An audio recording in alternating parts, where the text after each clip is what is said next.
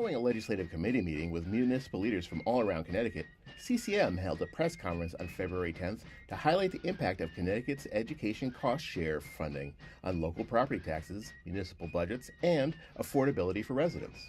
On this episode of the Municipal Voice, speakers explain how years of stagnant ECS funding have negatively impacted municipalities and residents, shifting hundreds of millions of dollars in education costs onto local property taxpayers, placing increasing pressure on the household budgets and municipal finances across the state.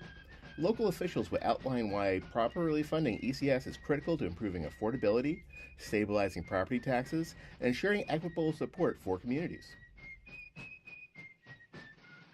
The Municipal Voice is the Connecticut Conference of Municipalities podcast in collaboration with WNHH LP 103.5 FM. I'm your host, Matt Ford. As always, be sure to give us a like and let us know what you're thinking in the comments. CCM's Municipal Voice podcast continues to present a key forum on important state and local issues. The views expressed do not necessarily reflect the consensus views of CCM or a member of municipal leaders.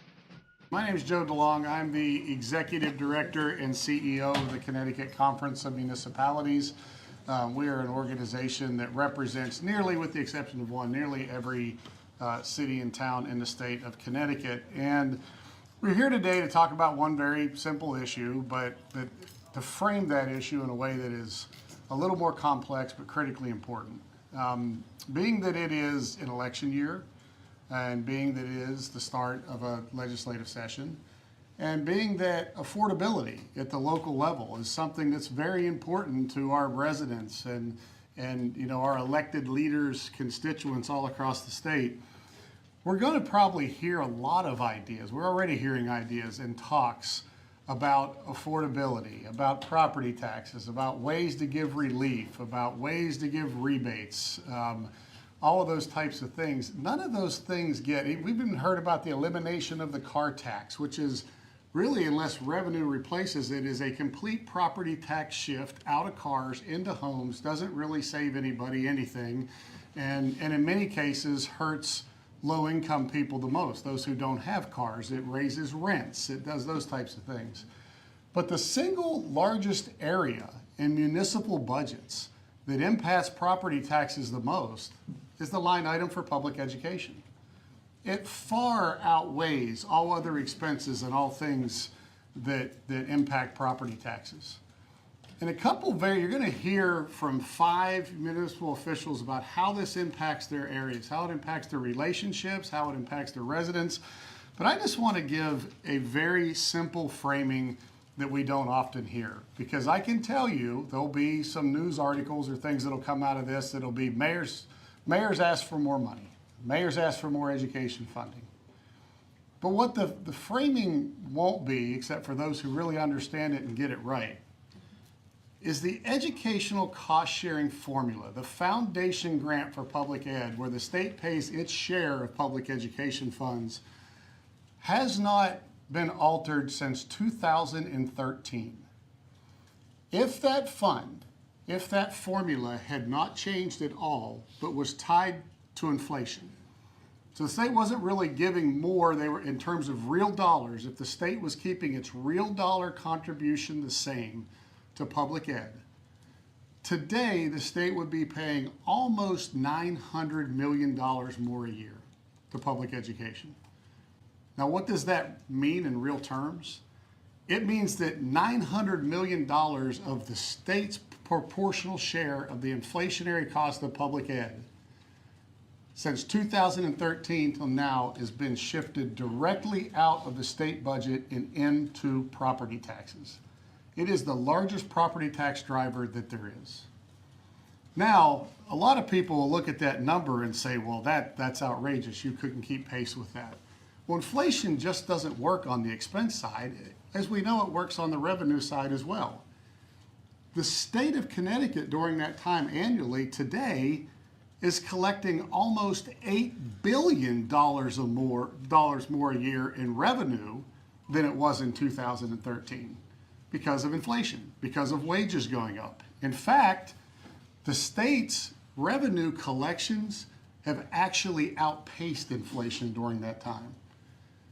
So at a time when we're getting $9 billion more than we were in 2013 in terms of revenue, we have not increased that proportional share of public ed to the point that we've shifted an additional $900 million into tax increases at the local level into the property tax. So what we're really here to say, the message is, if you want to talk about relief to our residents, if you want to talk about property tax relief, if you want to talk about affordability, if you want to talk about keeping people in their homes, this is the most foundational issue that has to be discussed. If we're not discussing it, then we're not serious, because it is the largest driver of unaffordability in our regressive property tax system that there is. So at this time, I'm going to first call up the Mayor of New London, who is the current president of our Board of Directors for the Connecticut Conference of Municipalities, Mayor Michael Passerow.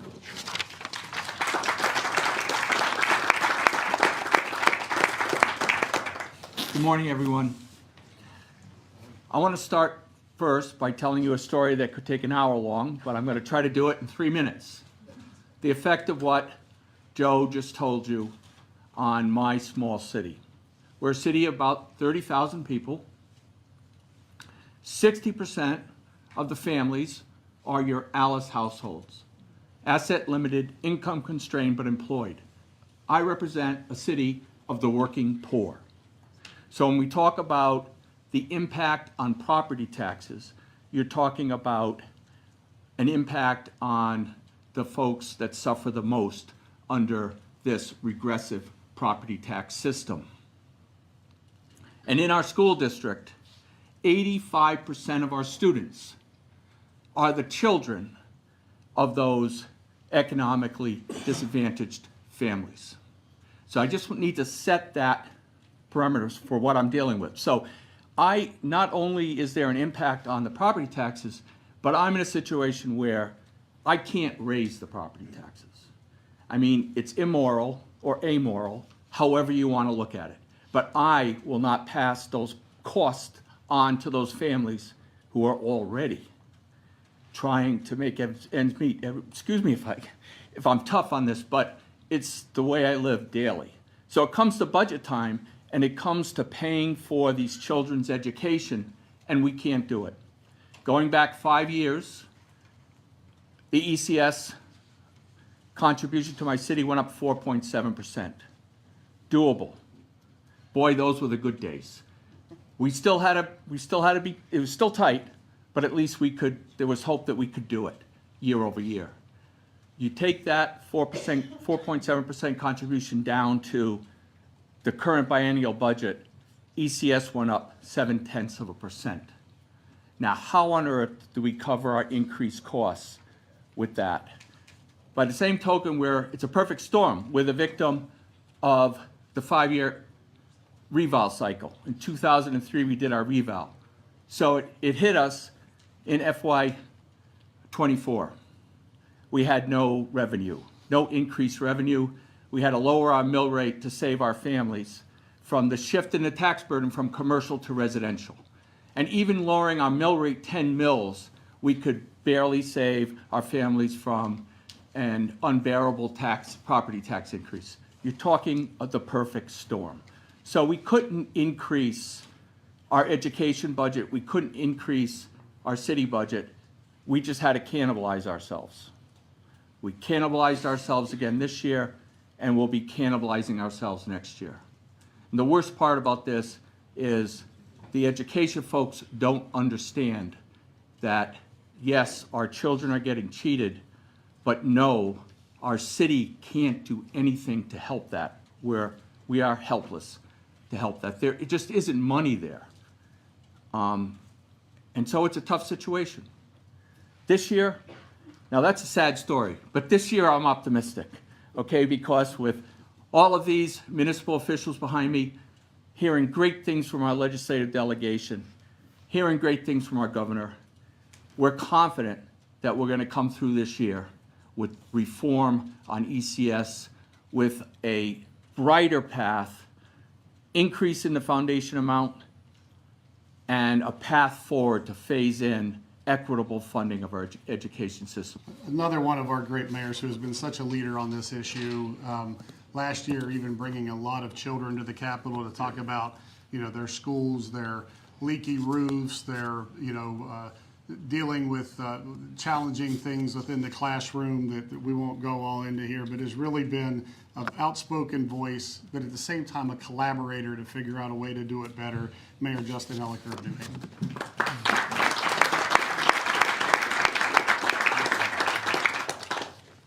Thanks, Joe. And I did not bring the kids up here. The kids brought themselves up here. It was pretty incredible how organized they were.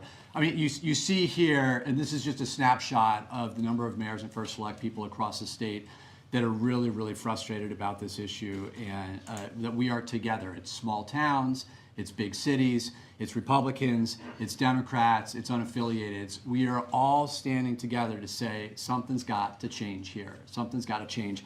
There's no more powerful lever to change a child's trajectory in life than education. And the reality now is that we, in the way we fund public schools in Connecticut, is not able to deliver on this promise that we give our kids to have an equal opportunity to thrive in the future. The state's outdated education funding formula has not been updated since 2013. The dollar amount that the state estimates it costs to fund the education of an average child has not gone up since 2013. What else has not gone up since 2013? Nothing. Every other cost, you name it, has gone up dramatically since 2013. And it is time for us to see that funding formula change. We need to see the foundation amount go up. We need to see it tied to inflation, a real acknowledgement that if inflation exists, and so that we're not here in another 5 years with another press conference asking the state to change yet again the ECS formula. We need these improvements now. And I want to be clear about why. The state has consistently in recent years either kept taxes for its residents flat or reduced taxes, and this year there's a talk about a rebate. Meanwhile, all of us are raising taxes. I've raised, and people say you're crazy that you keep saying this in front of the press, I've raised taxes pretty much every year that I've been mayor for the last 6 years, whether it's an actual mill rate increase or, as many of us experience, you have a revow, you reduce your mill rate, but even so, your taxes for your residents go up. I've raised taxes pretty much every year to pay for the funding that our kids need. In the past 6 years, the city of New Haven has increased its portion of education funding by over 60%. I mean, you think about that. In 6 years, we've increased our portion by over 10% a year. And meanwhile, the state has increased its portion of ECS and Alliance funding to the city of New Haven by just around 1%, not even close to keeping up with inflation. Our residents are bearing the burden. So while there's talk about keeping taxes flat or cutting taxes, there's actually an impact on residents across the state where we're seeing our property taxes go up to fill that gap. And that is just not sustainable. And our systems are really struggling for this. Last year, our New Haven Public Schools budget faced a $23 million gap. We've closed 4 schools in the recent years. We've merged 2 others. We are doing our part, and we need to see the state do its part. This year, we're looking at, as we pull together the budget for next year, potentially another $18 million funding gap that we are going to have to either fill or find massive cuts. The good news is there is growing consensus. We put a lot of effort, many of us last year, in pushing for these reforms. And this year we're hearing really positive things. Senator Looney and the Senate Democrats put forward Priority Bill 7 that dramatically increases the foundation amount. That is inspiring to see that. We're behind the senators and do what we can to help support that. The governor in his state of the state expressed openness and acknowledgement that we need to update this foundation amount.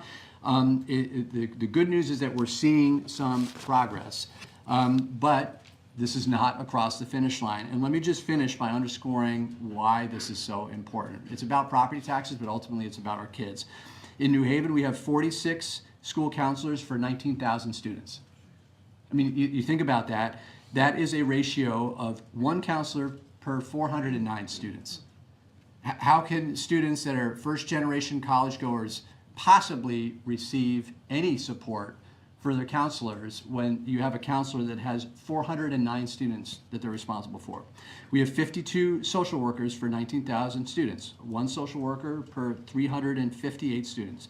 School psychologists, we have 27 for 19,000 students.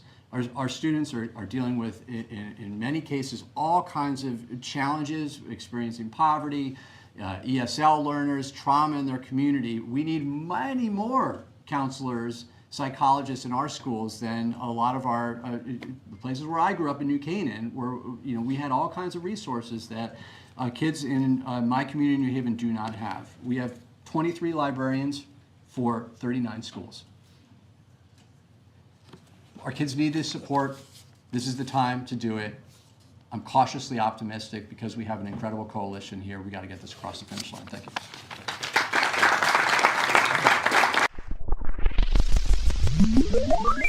You are listening to the Municipal Voice on WNHH 103.5 FM. Today it's my pleasure to bring to you Mayor Molly Spino of Torrington.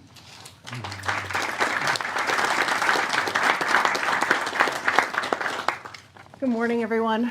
I am Molly Spino. I am the new mayor of the city of Torrington. I'm really proud to be here today.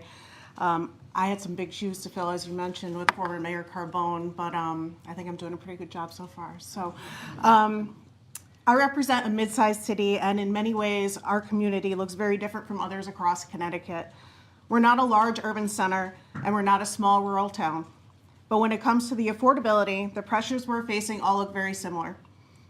Across Connecticut, rising costs are hitting people where it hurts most. Property taxes continue to climb, and that impact is being felt by seniors on fixed incomes, by our working families, and the renters who are also seeing those expenses being passed down onto them. Whether you live in a city neighborhood, a suburb, or a small town, the bill looks the same no matter what mailbox it shows up in. In Torrington, we saw this pressure very clearly last year with our reval. In many cases, the assessed values of homes doubled. At the same time, commercial properties saw far less impact. The result was a shift in a tax burden away from the commercial properties and onto our homeowners. This wasn't driven by local policy decisions. It was driven by market focus and structural realities that municipalities cannot control. And this is exactly where local governments get squeezed. When costs rise and revenue options are limited, we're left with very few tools. And that's where school funding becomes the common denominator. Now, I, as a community leader, have seen the rift that has come from our city and the Board of Education. And I know this isn't just a Torrington issue. I know this is an issue across the state of Connecticut and these relationships. As a municipal leader, I want to fund our schools. I want to have the best school in Connecticut. I want our teachers to have the items that they need to teach our students, and most importantly, I want our students to thrive. But at what cost? Taxing the families out of their homes? We can't do that. So this is why it's so important to be clear about what the issue is and what it is not. This is not a city problem, and it's not a small town problem. It's not an urban issue or a rural one, but it's a statewide policy problem.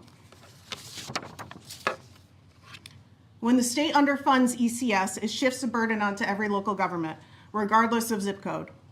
Every mayor, first selectman, and board of finance ends up making up the same painful trade-offs. That's why ECS reform matters so much. Fixing the formula is one of the most effective affordability tools available to the state. It's not just education policy, it's tax policy, it's housing policy, and it's affordability policy rolled into one. When ECS is funded properly, cities gain stability. Suburban and rural towns, we gain predictability. Residents get real reform and relief from rising property taxes. And students, no matter where they live, get the opportunities they deserve to succeed. At the end of the day, this isn't about capacity. Connecticut has the resources to do better. Continuing to underfund ECS is a choice to push costs onto local taxpayers and deepen the affordability crisis. Reforming ECS is also a choice to share responsibility fairly across the state and invest in our future. We all have different communities, but we all have the same problem, but the same solution as well. I think it's time to fix ECS. Thank you. Next up, I'm going to bring Mayor Anne-Marie Dragonis, our first selectwoman, Anne-Marie Dragonis from the town of Seymour, up to speak to you on how this underfunding of public education is affecting her community. Thank you, everyone. I'm Anne-Marie Dragonis, the first selectwoman for the town of Seymour. Education is our largest budget item. It is 65% of our budget. Seniors on fixed income, working families, and renters in our community all feel the property taxes rise. They feel it immediately, not a year or 2 years down the road. When ECS doesn't keep pace with inflation or the actual student needs, towns are left holding the bill. We don't have menus of options like the state does. We can raise property taxes and cut services to our residents. That is it. Neither is acceptable or affordable, or our quality of life, as I like to say. ECS reform is a local tax relief. Fixing the ECS formula is one of the most effective, affordable tools the state has. Every dollar the state fails to fund through ECS shows up on our property bills. ECS reform would reduce pressure on our local tax increases, stabilize municipal budgets, and protect our seniors, our young at hearts, families, single parents, renters, and it would further the cost shifting. This is a policy choice. It's not about fiscal impossibilities. It's about priorities. The state has options, towns and cities don't. Continuing to underfund ECS is a choice that pushes costs down to local level and onto our residents, the ones that are least able to absorb them. If we want Connecticut to be affordable, we have to stop balancing the budgets on the local property taxes. Fixing ECS is about fairness, predictability, and affordability. That is what the people deserve. Towns have been doing their part. Now we need the state to do theirs. Thank you. From right here in the backyard of the state capitol, the mayor of Hartford, Mayor Arunan Arulampalam. You've heard from a number of my colleagues who spoke incredibly eloquently about the challenges that all of our communities are facing. And you guys have heard our stories in Hartford. You've reported on our stories, so I won't repeat any of that, but I'll say that we have all faced these challenges. In fact, an incredibly diverse coalition of my peers are standing behind me because we are all facing these challenges today. Small towns and big cities, Democrats and Republicans, urban, rural, suburban, all of our communities are standing together. And that's significant because we may not agree on everything, but we agree on a few shared values. One, that looking after the next generation of young people, looking for the future of our state and our municipalities is our most important and most trusted role as public servants. But also that the way in which we have funded education is broken. I think we understand that. It's common sense. We all understand that the way in which we have chosen to fund education is broken. We have in Connecticut both the most expensive and the least equitable, least fair form of education funding in the country. And that's a choice. I want to be clear about that. That is a choice that we make, to have the most expensive and the least fair form of education funding. It is a choice that we make year after year when we fail to fix the ECS formula, the education funding formula. It's a choice that we make year after year when we fail to plan for the future. And it is a time to make a different choice, that this year we believe we can make a different choice by fixing our ECS formula and by tying the foundation to inflation so that year after year we acknowledge that education costs are going to rise and we will plan for it, because it is so important that we plan for the future of our children and the future of our municipalities, that every child has access to excellent schools and that every community has access to affordability. And we can do that together. We are standing here not to go to war over this, but because we believe that we can be partners in this. We are standing here because we believe that this governor who talked about education funding in his State of the State could be the governor who fixes it. We believe that this legislature, that Speaker Ritter and Senator Looney and legislative leaders who have been actively engaged in these conversations with mayors and first selectmen and towns and municipalities across the state will be the legislature that finally gets it right on education. We believe that now is the time that we can finally fix this education funding formula to ensure that every child, no matter what zip code they're born into, has access to an excellent education. This state knows how to do that. We have some of the best school systems, some of the best school districts, some of the best schools in the country.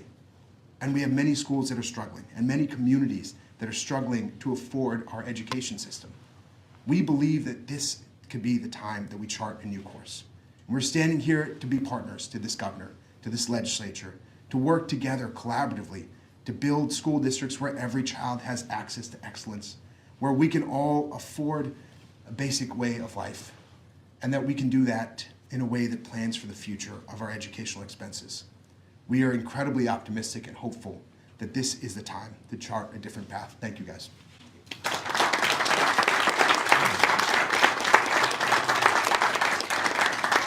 And yes, Mayor, to be clear, you were definitely one of the top 5 finest speakers that we had today. So this is the point of the program here in a second that we'll go and ask for those who have questions. I'm going to pose, before we do, a very rhetorical question to 4 of our 5 speakers. I know the media gets to ask the questions. Maybe you want to ask them this question. But the rhetorical question to the mayor of New London, the mayor of Hartford, the mayor of Torrington, and the mayor of New Haven is, what would it mean to your communities, to your budgets, to your property taxpayers, if you received 40% more in education funding from the state than you receive right now? What would that mean? Because to do that, there is a way to do it without asking folks in this building and the governor to do it. It's to simply pick your cities up and move them north into Massachusetts. Because the state of Massachusetts at the state level does spend 40% more in its 10 lowest spending districts, its 10 lowest funded districts, than Connecticut does. A 40% disparity. That is remarkable. So when you talk about moving, and people talk about moving south or moving here, if you want to have a better education system in those cities that just spoke, just move north, just move right across the border, because they will fund you at a 40% higher level than what we currently do here in Connecticut. I think that really needs to change. And the last thing that I'm going to say, I've never done this before, but I guess because I've been here over a decade, some of these stories I already know how they're going to be written. And one person who's not here, and I'm sure not listening to this, but we'll see articles about it, we'll write about it later, is a friend of mine, somebody who I've had great conversations with over the years. There's a columnist, Mike Powell. And I can already read Mike Powell's article because I've read it for so many years. Mike Powell is going to say that a bunch of mayors came up here to once again whine for more money for public education, but not one thing was talked about reform, about making the expense better, about fixing the system that is broken. It was all about just funding it. And I'd just like to respond to that and say it's true. It's true. And when this building and when our leaders have the appetite for those levels of reform, we as an organization and these mayors and first select people up here, we would be happy to be at the table and to have that conversation because it's needed.